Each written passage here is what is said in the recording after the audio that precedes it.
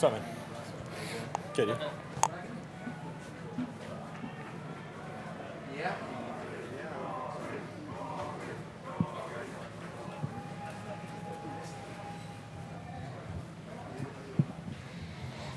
All right, Scottie Scheffler won over 71 today. Scottie, can you talk us through your round a little bit? Yeah, sure. I got off to a really good start. I had that eagle on 8, put myself in a good position. Then I had a bad shot on 11 over that green. I mean, bogey would have been really good back there from where I was. Ended up with double. And then after that, I didn't really play that bad. I just made 3 bogeys in a row, and I guess I had a bad shot. I think the second one on 14 was bad. But other than that, I really didn't do anything that bad. It's just U.S. Open. Things happen like that. They happen quickly. And so, fortunately, I was able to kind of right the ship and hang in there and make a birdie on 17 and a good par on 18 to finish off the round. Yeah, Dan? Of course, every shot counts the same, but how big was that par on 18 going into tomorrow? Yeah, it was good because I hit my second shot in there. I hit exactly how I wanted to. It just got gusted and it came up short. And where we thought the ball was going to end up is right on top of the bunker where I had no stance. You know how the grass is really long right on top and the ball stays there. You got no hope. And so that's where I thought the ball was. Fortunately, it was down there in the bunker.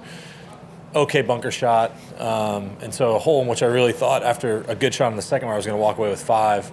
To get out of there with 4 was definitely a big boost. Yeah, far right. Yeah, Scottie, how mentally tough is it to feel like I'm playing well, but, 3 bogeys in a row doesn't normally happen in a typical event when you're playing well? I mean, is that taxing? Yeah, I think the U.S. Open is very taxing, whether it's mentally and physically. I think that's all part of what makes this tournament so fun. You're going to get tested all different kinds of ways, whether it be physically, mentally, whatever it is.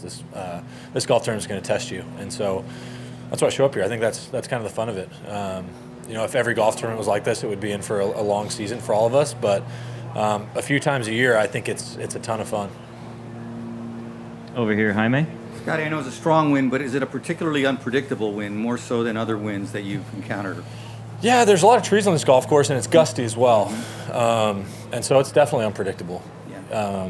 I think that's what happens when you get these kind of foresty golf courses. And then with the gusts, I mean, that little golf ball is just getting thrown around all over the place. Ryan? Scottie, how do you study yourself midway through the back 9? I just I reminded myself on 11, 12, 13, 14. I just kept reminding myself I'm still in the golf tournament.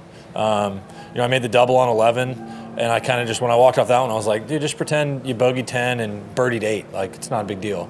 And then after bogey on 12, like, it's not a big deal. I'm still maybe 1 under for the round. And then after 13, I just kept trying to pretend that what was happening wasn't happening, and eventually I was able to steady the ship. And so for me, I mean, that stuff's going to happen at U.S. Opens. The golf course is just hard. The conditions are hard. The scores are high.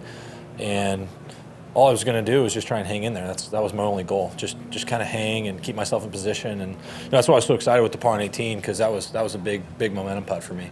Why were you so mad coming out of the bunker? Where the second shot, where it looked like it was going to go, was right on the lip, and I was going to have no shot. And it went down into the bunker and actually had a decent lie.